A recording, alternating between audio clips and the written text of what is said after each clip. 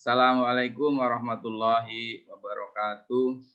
Semangat pagi anak-anakku kelas 12 IPS 3 yang saya lihat nih bahagia sekali hari ini. Alhamdulillah kita bertemu kembali, bisa bertatap muka menggunakan Zoom, dan saya lihat kalian semua dalam keadaan sehat walafiat. Mari kita awali pembelajaran kita dengan berdoa menurut ajaran agama kita. Semoga apa yang kita pelajari hari ini memberikan manfaat yang sebesar-besarnya untuk kita semua. Mari kita awali pembelajaran kita dengan membaca basmalah. Bismillahirrahmanirrahim. Allahumma sholli ala Muhammad wa ala ali Muhammad. Baik anak-anakku sekalian, akan Bapak sapa satu persatu yang hadir pada hari ini. Yang pertama Rian sudah standby dari awal.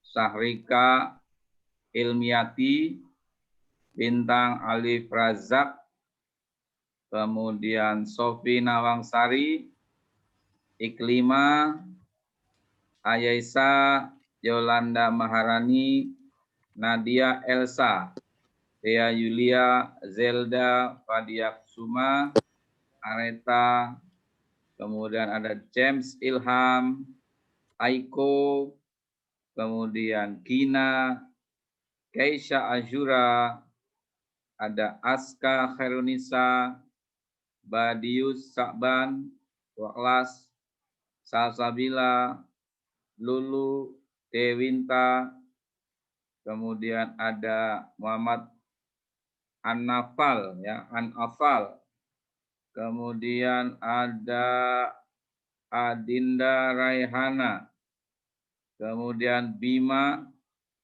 kemudian Fadila Zahra, kemudian yang belum muncul kameranya Raina, Sabila, Omar Raja.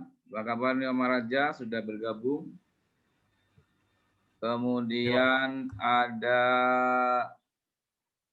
siapa yang belum sapa? Asifa. Kemudian ada Yogi Nurhuda. Kayaknya Yogi ini sedang bahagia ini, tersenyum-senyum. Anidia Alika.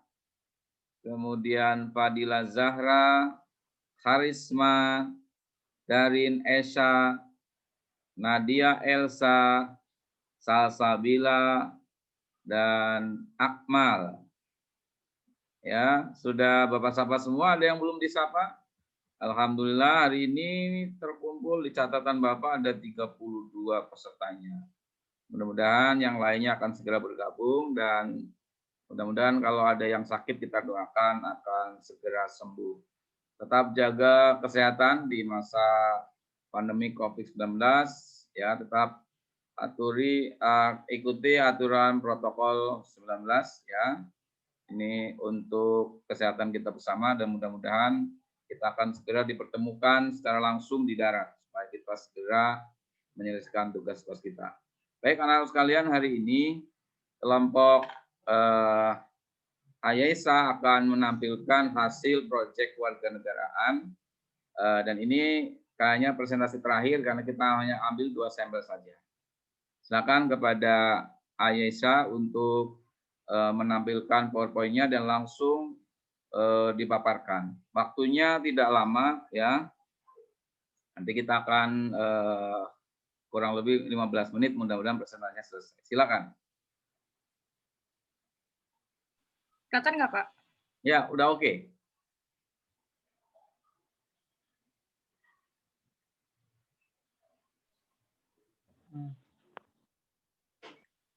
Baik, Assalamualaikum warahmatullahi wabarakatuh. Waalaikumsalam. Kami dari kelompok korupsi, nama saya Isya Rumi Pisaka, dan teman saya ada Iklima Medina, Raina Salsabila, dan Syarika Ilmiati. Hari ini kami akan mempresentasikan dan menjelaskan tentang tindak pidana korupsi, salah satunya adalah proyek Hambalang.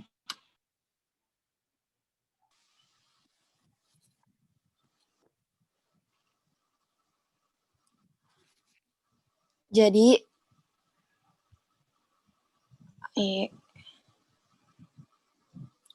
Jadi di sini ditampilkan ada skema umum proyek Hambalang.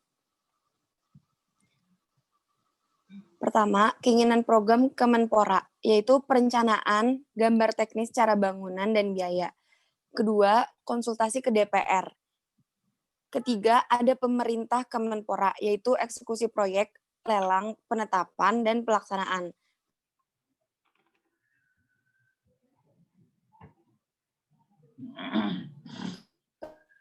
Keempat, mengawasi jalannya proyek. Kelima, penyimpangan. Keenam, terkuaknya penyimpangan.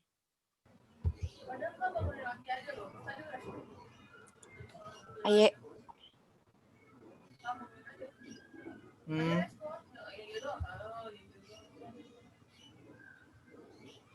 Jalannya masalah. Ide pembangunan pusat pendidikan, pelatihan, dan sekolah olahraga nasional tercetus sejak zaman Menteri Pemuda dan Olahraga yang dijabat oleh Adi Yaksa Daud. Dipilihnya wilayah untuk membangun yaitu di daerah Hambalang, Bogor, Jawa Barat. Namun pembangunan urung terrealisasi karena persoalan sertifikasi tanah. Saat Menpora dijabat Andi Alfian Malarenggang, proyek Hambalang terrealisasi. Tender pun dilakukan. Kenapa, Pak? Alfian Malarangeng. Alfian Malarangeng, iya, Pak. Tender pun dilakukan. Pemenangnya adalah PT Adikarya dan PT Wijaya Karya. Anas Urbaningrum diduga mengatur kemenangan itu bersama Muhammad Nazarudin, Angelina Sondak, dan teman dekat Anas, Mahfud Suroso.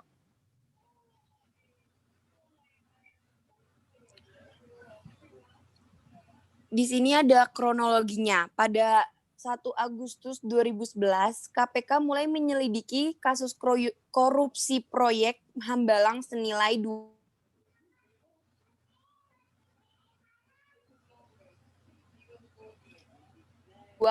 triliun.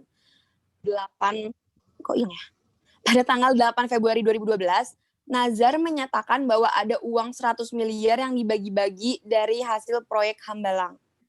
Tanggal 9 Maret 2012, Anas membantah pernyataan Nazar. Anas bahkan berkata dengan tegas, Rp1 saja Anas korupsi Hambalang, gantung Anas di Monas. Selanjutnya, Aisyah. Tanggal 5 Juli, KPK menjadikan tersangka Dedi Kusnidar, Kepala Biro Keuangan dan Rumah Tangga Kemenpora. Tanggal 3 Desember 2012, KPK menjadikan tersangka Andi Alfian Malarangeng dalam posisinya sebagai Menpora dan pengguna anggaran. 22 Februari 2013, KPK menjadikan tersangka Anas Urbaningrum. Anas diduga menerima gratifikasi berupa barang dan uang terkait dengan perannya dalam proyek Hambalang. Seberapa luas masalah tersebar? Pada awalnya, masalah ini hanya memperlibatkan Kemenpora. Karena seperti yang kita tahu bahwa proyek ini ditujukan untuk atlet-atlet Indonesia. Tetapi setelah diusut kembali, ternyata kasus Hambalang merupakan kasus dugaan tindak pidana korupsi yang melibatkan banyak pihak, di antaranya para elit Partai Demokrat, Anas Urbaningrum, istri Anas Urbaningrum. Halo, ini siapa ya yang nggak di-mute? Fadil, boleh di-mute dulu nggak? Maaf, saya ulangi ya. Di antaranya para elit Partai Demokrat, Anas Urbaningrum, istri dari Anas Urbaningrum, Komisaris PT Dutasari Citra Laras, Menteri Pemuda dan Olahraga RI, Andi Malarangeng, Mahfud Suroso, dan Direktur PT Dutasari Citra Laras, dan sebagainya. Mengapa kasus seperti ini harus ditangani oleh pemerintah? Karena dengan adanya kasus seperti ini, mestinya kita harus menghilangkan adanya budaya korupsi yang umum di Indonesia. Selain itu juga kita harus menegaskan penegakan hukum dan lembaga hukum Indonesia yang rendah. Lalu penyusunan program pembangunan yang tidak transparan, mencerminkan dan menanamkan mental masyarakat yang anti korupsi. Dan guna meminimalisir terjadinya kasus serupa. Minimalisir. Ya, Pak. Lanjut. Nah, berikut ada kebijakan alternatif. Yang pertama ini, tim ini harus melibatkan para ahli di bidang-bidang masing-masing sehingga hasil komprehensif. Ini dikutip dari kata Menteri Pekerjaan Umum dan Perumahan Rakyat (PUPR) Basuki Hadimulyono di Kompleks Istana Kepresidenan Jakarta pada hari Rabu, ya gitu. Nah, kedua ini tim diminta menyusun jadwal dan tahapan audit teknik sehingga KPK dan BPKP dapat mendampingi dengan seksama. Harapannya agar setiap kinerja terukur. Saran ketiga, KPK pemerintah memperhatikan kondisi dan kualitas pekerjaan, antara lain evaluasi soal AMDAL, IMB, dan izin lain. Sementara saran terakhir, KPK meminta tim yang berisi para ahli bisa beri rekomendasi terhadap penyelamatan aset yang masih bisa diselamatkan. Nah, dari kajian-kajian tersebut ada keuntungan dan kerugiannya. Yang pertama ini keuntungannya itu kasus korupsinya dapat segera diselesaikan sehingga uang negara dapat dikembalikan. Meminimalisir kasus serupa, meningkatkan kepedulian pemerintah terhadap kasus seperti yang sebelumnya, seperti yang tadi. Nah, ini kerugiannya, pembangunan wisata atlet di Hambalang terhenti karena kasus hukum dan sampai saat ini gedung Wisma Atlet yang merupakan aset negara tersebut terbengkalai dan tidak dapat dimanfaatkan. Uang negara yang oknum tidak bertanggung jawab demi memperkaya diri sendiri, mencerminkan budaya korupsi yang umum.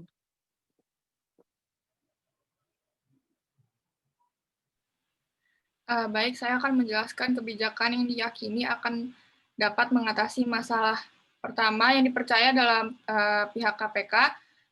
Kasus ini dijerat pasal 2 ayat 1, yaitu setiap orang yang secara melawan hukum melakukan perbuatan memperkaya diri sendiri atau orang lain atau suatu korporasi yang dapat merugikan keuangan negara atau perekonomian negara, dipidana penjara dengan penjara seumur hidup atau pidana penjara paling singkat 4 tahun dan paling lama 20 tahun dengan denda paling sedikit 200 juta rupiah dan paling banyak 1 miliar rupiah.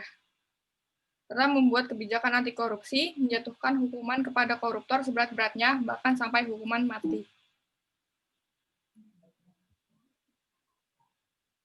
Baik, kita akan melihat keuntungan dan kerugian yang dapat kita ambil dari kasus ini. Keuntungannya semua tindakan korupsi dapat kita cerna bahwa keuntungannya hanyalah untuk koruptor itu sendiri dan segala kepentingan yang ia hadapi tanpa memikirkan pihak lain atas kerugian yang mereka dapatkan. Kerugiannya itu negara menjadi rugi 463 miliar dan menghasilkan pembangunan yang tidak jalan dan menghasilkan anggaran yang tidak terserap. Kebijakan tersebut melanggar peraturan perundang-undangan, merugikan keuangan atau perekonomian negara pasal 1 angka 22 Undang-Undang Nomor 1 Tahun 2004 tentang Perbendaharaan Negara atau UU Perbendaharaan Negara, yaitu kerugian negara atau daerah adalah kekurangan uang, surat berharga, dan barang yang nyata dan pasti jumlahnya sebagai akibat perbuatan melawan hukum baik sengaja maupun lalai.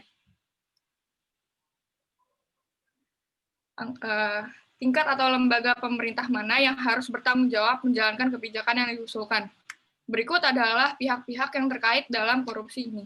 Pertama ada Andi Alfian Malarangeng selaku Menpora, Anas Urbaningrum, mantan Ketua Umum Partai Demokrat. Yang ketiga ada Wafid Muhara selaku Sekretaris Kemenpora. Yang keempat ada Dedi Kusdinar selaku Kepala Biro Perencanaan Kemenpora dan penjabat pembuat komitmen. Kelima ada Joyo Winoto, yaitu Kepala Badan Pertahanan Nasional atau BPN. Keenam ada Muhammad Nazarudin sebagai anggota Banggar DPR periode 2009 sampai 2014 dan pada tahun 2010. Ketujuh ada Angelina Sondak selaku anggota DPR RI.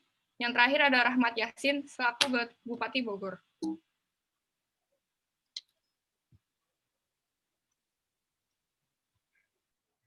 Selanjutnya, saya akan menjelaskan langkah-langkah tindakan agar kebijakan diterima dan dilaksanakan. Yang pertama itu adalah menyusun kebijakan yang sesuai dengan undang-undang dan jalannya pemerintahan. Yang kedua, menetapkan pelaksana kebijakan yang terintegrasi atau tidak mempunyai catatan buruk di segala bidang, mempunyai sifat nasionalisme tinggi, dan merupakan seorang ahli. Yang ketiga, mengajukan kebijakan sesuai jalur hukum yang berlaku. Dan yang keempat, mengkaji kebijakan tersebut, apakah mengatasi dan menyelesaikan permasalahan yang dibahas, dan memastikan kejadian serupa tidak terulang, serta menumbuhkan mental anti korupsi yang pada akhirnya kesejahteraan rakyat bisa ditingkatkan.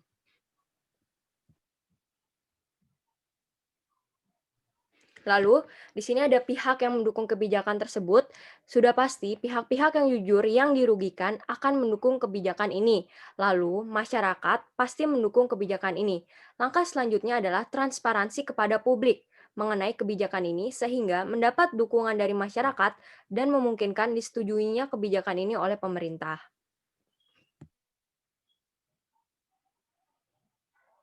Nah, selanjutnya ada untuk pihak yang menentang. Pihak yang menentang ini harus dilihat dulu dari mana pihak ini menentang kebijakan yang dibuat. Jika pihak ini merupakan oknum tidak bertanggung jawab yang terlibat, maka bisa menjadi bukti nyata kepada publik mengenai alasan dibentuknya kebijakan ini.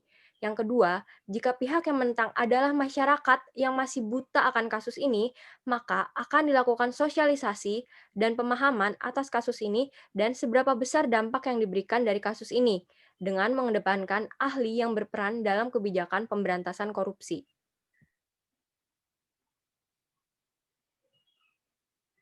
Yang terakhir, ini adalah kebijakan anti korupsi berdasarkan sudut pandang masyarakat. Pertama, membuat kebijakan berupa undang-undang anti korupsi dengan menjatuhkan hukuman seberat-beratnya, bahkan sampai hukuman mati. Yang kedua, pendidikan dari tingkat dasar, baik dari lingkungan keluarga, seperti orang tua yang tidak mencontohkan perilaku anti korupsi, lalu dari lingkungan sekolah, seperti sosialisasi anti korupsi, pengembangan pengetahuan anak tentang korupsi, dan melatih anak berbudaya anti korupsi dengan membuat kantin jujur di sekolah. Terakhir, ada di lingkungan RT, RW, atau kecamatan melalui tokoh masyarakat, tokoh agama, dan pemimpin formal lainnya. Yang terakhir, melakukan sosialisasi melalui media massa seperti televisi, radio, media cetak, dan media sosial. Sosialisasi ini dilaksanakan untuk semua tingkatan. Sekian dari kami. Ada yang ingin bertanya? Saya Pak, izin bertanya. Ya, baik. Sebelum dilanjutkan tanya jawab, saya akan komentari dulu ya apa yang sudah dipaparkan dari kelompok ini. Alhamdulillah ini temanya tentang korupsi dan kelompok ini mengambil bahasan khusus yaitu tentang kasus Hambalang. Spesifik ya, meskipun sebetulnya ini kasus yang sudah cukup lama, tapi ini sudah tuntas karena pelaku-pelakunya juga sudah selesai menjalani hukuman. Ya, tapi kasus ini menarik dan kasus-kasus korupsi itu biasanya akan terulang dalam bentuk-bentuk yang berbeda. Ya, meskipun tindakannya sama, korupsi, yaitu tindakan yang merugikan rakyat dan menguntungkan kepentingan pribadi dan kelompok. Baik, silakan yang mau menanggapi langsung saja sebutkan namanya dan langsung tanggapannya. Selamat pagi Pak Soli dan juga kelompok penyaji. Nama saya Meraja Kaminaldi. Saya tadi melihat kasus dari proyek Hambalang ini dan terdapat beberapa perusahaan BUMN ya seperti Adikarya, Wijaya Karya dan sebagainya. Dalam kasus ini peran mereka apa ya? Sehingga mereka juga dapat terjerat sebagai salah satu pihak yang berperan dalam kegiatan korupsi ini. Terima kasih. Silakan langsung ditanggapi saja. Peran dari PT-PT itu apa di situ? Ya, izin menjawab pertanyaan Omar.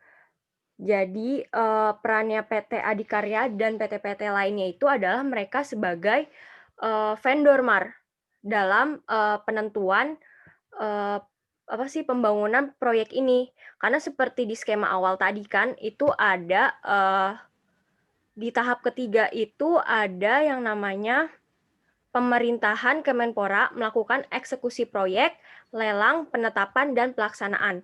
Nah, di lelang ini pemerintah Kemenpora yang menjalankan proyek ini mencari vendor-vendor karena memang dari awal sudah ingin dilakukannya tindak korupsi ini, maka mereka mencari vendor-vendor yang bisa mereka ajak untuk bekerja sama melakukan tindak korupsi ini, Mar. Jadi mereka perannya adalah di situ. Bisa ditangkap nggak, Mar?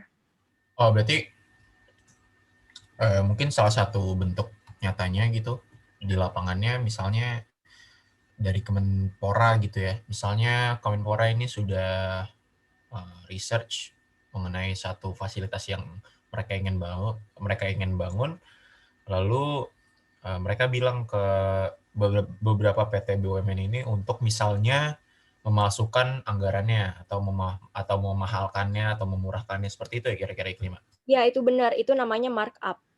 Oke, terima kasih. Iya, Mar. Oke, bagus sekali. Pertanyaan dari Omar sudah dijawab oleh Iklima. Jadi sudah jelas ya peran kedua BUMN itu sebagai perusahaan yang memenangkan tender yang akan menjalankan program Kemenpora, yaitu tentang pembangunan Wisma Atlet. Tetapi ini hebat sekali ya pemerintahan SBY, menurut saya itu hebat. Beliau ini sudah komitmen dengan janjinya, siapapun yang korupsi ya akan ditindak tegas. Ini contoh sebetulnya. Jadi orang-orang dekat beliau ya, dari partai beliau ya, meskipun resikonya berat bagi beliau ya, karena orang-orang Demokrat banyak di situ, tapi komitmen pribadi dia sebagai seorang presiden ini tegas dan jelas, tidak pandang bulu terhadap pelaku tindak pidana korupsi. Ini mestinya menjadi contoh untuk pemimpin-pemimpin berikutnya ya. Jadi jangan sampai melindungi ya, meskipun anak buahnya atau orang dekatnya atau keluarganya ya, bahkan ketika besannya itu terindikasi korupsi tetap dipidana ya. Ini luar biasa nih Pak SBY ini. Jadi contoh ya, jadi contoh kita, dan contoh presiden berikutnya mestinya begitu. Ya, jangan sampai ada orang dekatnya, orang-orang separtainya korupsi malah dilindungi. Ya, ini yang merusak bangsa ini seperti ini. Ya, jadi apapun reputasi Pak SBY dipertaruhkan, jangan sampai korupsi ya merajalela di negeri kita. Ini contoh yang bagus ya. Baik, masih ada yang ditanyakan? Saya pikir untuk kelompok ini sudah menayangkan sesuatu yang bagus ya, artinya ini menjadi pembelajaran bagi kita ya.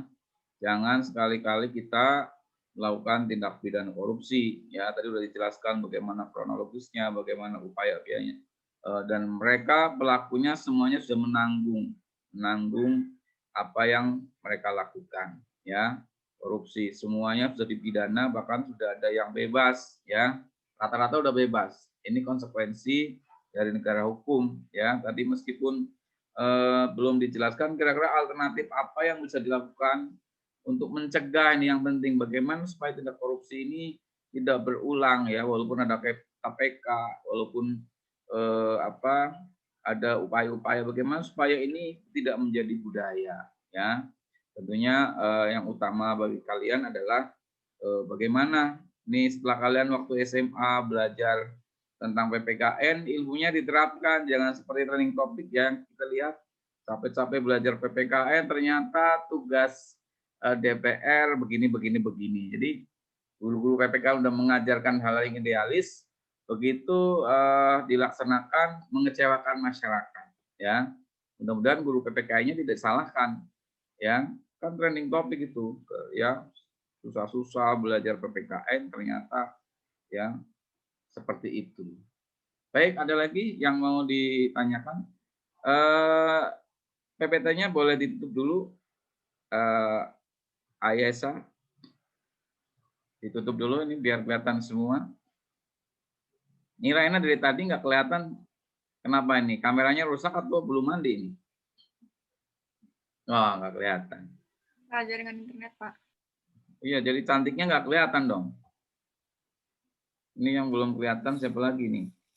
Anidya Ali Akmal, Risa, Eldima. Saya sih curiga kalau yang nggak kelihatan jangan-jangan baru bangun tidur nih. Oh, ternyata enggak. Baik, waktu kita ada 2 menit lagi ya di Zoom ini, walaupun waktu belajar kita masih cukup lama. Kalau ada yang mau ditanyakan silakan atau menanggapi ya. Secara umum sih kelompok ini sudah bagus ya, materinya sudah sesuai, PPT-nya ya lumayan bagus lah, pemaparannya bagus ya. Kemudian saya informasikan ke anak-anak terkait dengan nilai PTS. Nilai-nilai itu Bapak berikan apa adanya ya. Artinya kalau hasil ulangannya kamu segitu tidak ikut remedial, Bapak kasih apa adanya. Nilai-nilai aktivitas kalian di dalam KBM terkait dengan menjawab pertanyaan itu lebih fokus pada nilai keterampilan yang akan Bapak nilai. Ya, jadi masih ada kesempatan sih kalau anak-anak pengen memperbaiki nilai. Untuk khusus kelas 12 Bapak agak berikan kesempatan sehingga nanti setelah kalian terima nilai itu konfirmasi kalau ada hal yang tidak cocok atau misalnya pas sama perbaikan, Mas diberikan kesempatan ya. Baik anak-anakku sekalian, ada yang ditanyakan? Saya izin bertanya, Pak. Ya, silakan. Nilai PTS itu yang nilai ulangan kita terakhir itu ya, Pak? Yang PTS ya. Nilai terakhir. PTS kita kan 2 kali ulangan. Ulangan PH1 sama PH2. Kita nggak ada PTS ya. PH1 sudah Bapak berikan kesempatan untuk perbaikan. PH2 juga. Tapi kalau kalian nggak ngikut ya, sementara saya sampaikan apa adanya ya. Itu saja informasinya anak-anak sekalian. Waktu kita sudah habis. Terima kasih atas kehadirannya. 35 orang, berarti 34. Nanti saya akan lihat, mudah-mudahan kita selalu menjaga kesehatan ya. Kalian jaga kesehatan. Terima kasih atas segala perhatiannya. Mohon maaf apabila ada yang kurang berkenan. Mari kita sama-sama tutup dengan baca hamdalah. Alhamdulillahirrahmanirrahim. Assalamualaikum warahmatullahi wabarakatuh. Waalaikumsalam warahmatullahi wabarakatuh. Waalaikumsalam warahmatullahi wabarakatuh. Kak. Oke.